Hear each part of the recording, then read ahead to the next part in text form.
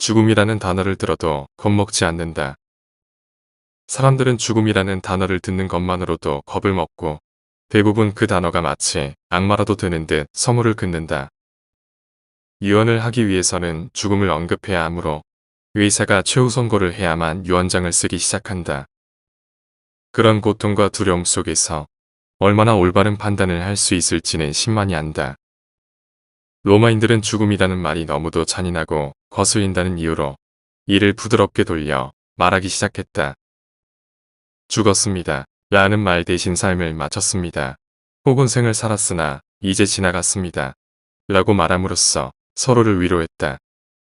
1533년 2월 마지막 날 태어난 나는 현재 39살이 된 지 보름밖에 지나지 않았지만 죽음을 생각하기에는 여전히 그만큼의 시간이 더 필요하다. 그러나 그렇게나 먼 죽음의 일을 생각하느라 현재를 방해받는 것은 어리석은 짓이다. 결국 젊은이나 늙은이 모두 같은 조건에서 삶을 마치게 되니 말이다. 그대의 삶의 시야는 누가 정하는가? 타인의 이야기에 근거를 두지 말고 차라리 자기 삶의 실상을 보아라. 여러 가지 일들을 통해 그대는 오래전부터 특혜를 받고 살아왔다. 그대는 일반적인 삶의 시일을 넘겨 살았다. 그대가 아는 사람들 중에 그대의 나이에 이르지도 못하고 일찍 죽은 사람의 수를 헤아려 보면 알 수 있다. 또한 영성을 얻어 기품 있는 삶을 산 이들의 목록을 만들어 보면 35세 이후에 죽은 사람보다 그 이전에 죽은 사람이 많을 것이다. 나는 여기에 내기도 걸 수 있다. 인간으로서의 예수 그리스도는 무사람들의 기감이 되기에 이성과 신앙심이 충분했지만 33살의 생을 마감했다. 위대하다 칭송받는 알렉산드로스 역시 같은 나이에 죽었다. 죽음이 우리를 놀라게 하는 방법은 몇 가지나 있는 걸까? 인간이 제 아무리 신종을 기한다고 한들 매 시각 그들을 위협하는 위험에 충분히 대비할 수는 없다. 모든 곳에서 죽음을 기꺼이 기다린다. 매 순간 다가오는 죽음의 모든 모습을 상상해보자. 말이 발을 헛디딜 때, 기화가 떨어질 때, 아주 작은 핀에 찔렸을 때, 즉시 그래, 이것이 바로 죽음의 모습일 수도 있었어. 하고 되새기자. 그리고 마음을 단단히 먹고 힘쓰자. 축제와 환희의 순간에도 언제나 이 구절을 떠올리며 우리의 처지를 기억함으로써 즐거움에 너무 빠져들지 않도록 하자. 가끔 우리는 이 구절을 떠올리지 못해 쾌락에 빠지곤 한다. 이로써 죽음의 표적이 되고 위협을 받는 경우가 얼마나 많은지. 그래서 이집트인들은 연회와 같은 큰 잔치 도중에 망자의 마른 해골을 가져와 사람들에게 경고를 주곤 했다. 매일이 그대에게 주어진 마지막 날이라고 생각하라. 그러면 그 시간이 더 바랄 것 없이 유쾌하게 느껴질 것이다. 죽음이 어디에서 우리를 기다리고 있는지는 알 수 없다. 그러니 모든 곳에서 죽음을 기다리자. 죽음에 대해 미리 생각하는 것은 곧 자유에 대해 미리 생각하는 것이다. 죽는 법을 깨우치고 나면 반대로 죽음에 속절없이 당할 거라는 두려움을 잊게 된다. 죽음이 뭔지를 알면 모든 굴복과 속박에서 벗어날 수 있다. 삶을 박탈당하는 것이 해악이 아님을 깨닫고 나면 삶에 해로운 것이 하나도 없게 된다.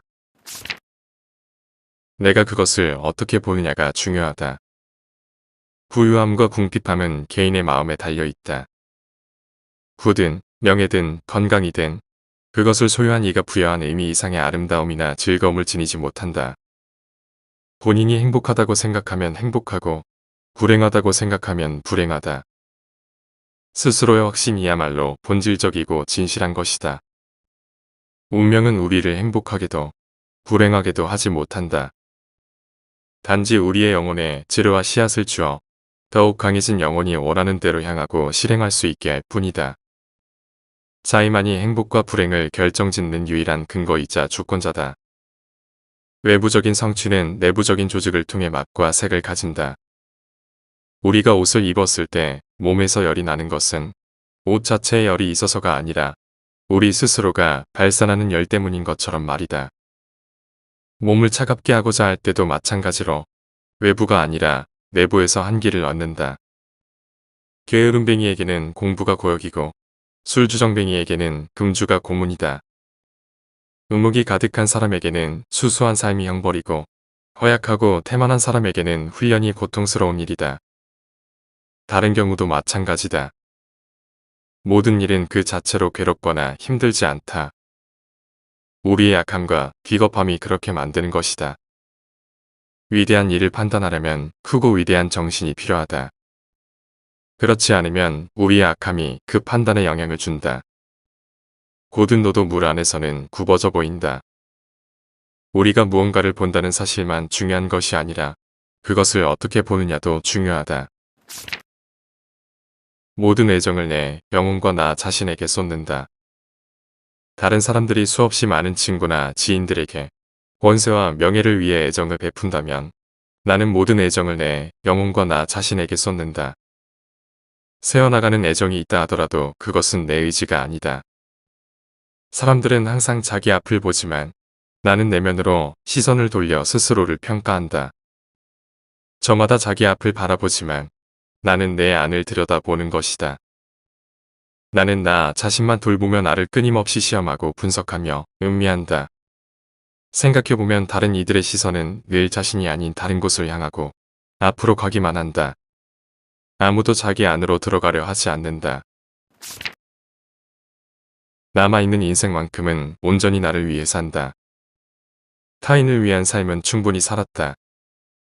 이제 남아있는 인생만큼은 자신을 위해 살자.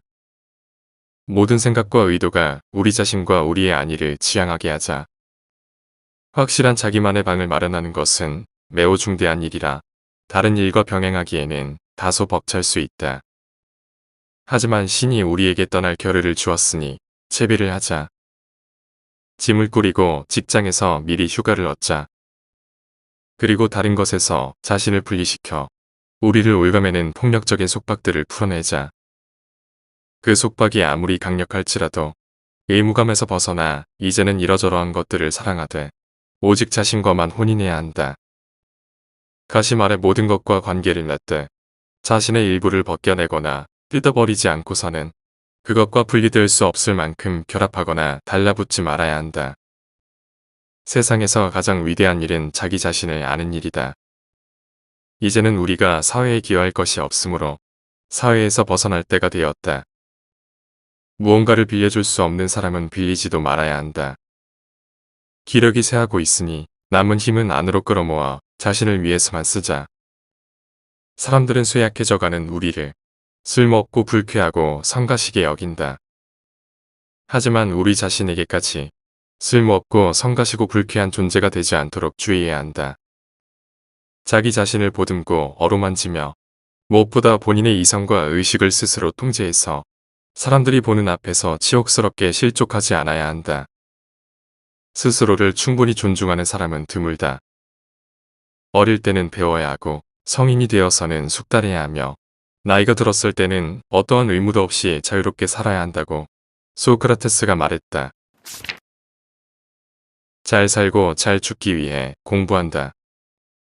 우리는 많은 실수들을 놓친다. 그러나 타인이 그것을 들추어냈을 때도 깨닫지 못하는 것은 판단의 결함이다.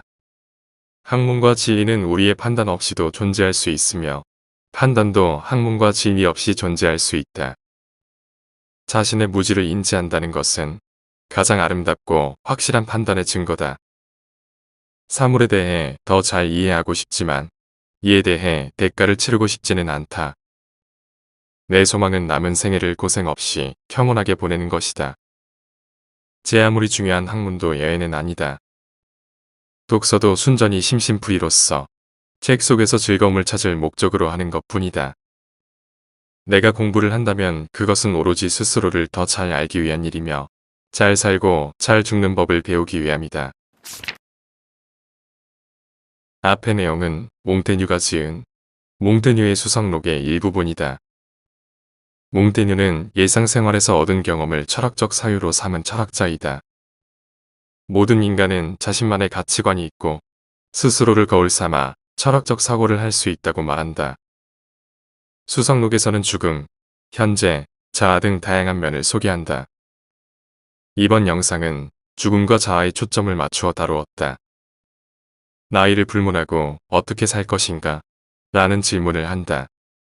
지금까지 어떻게 살아왔든지 우리는 이러한 질문에 답하기 위해 변화하며 살아간다.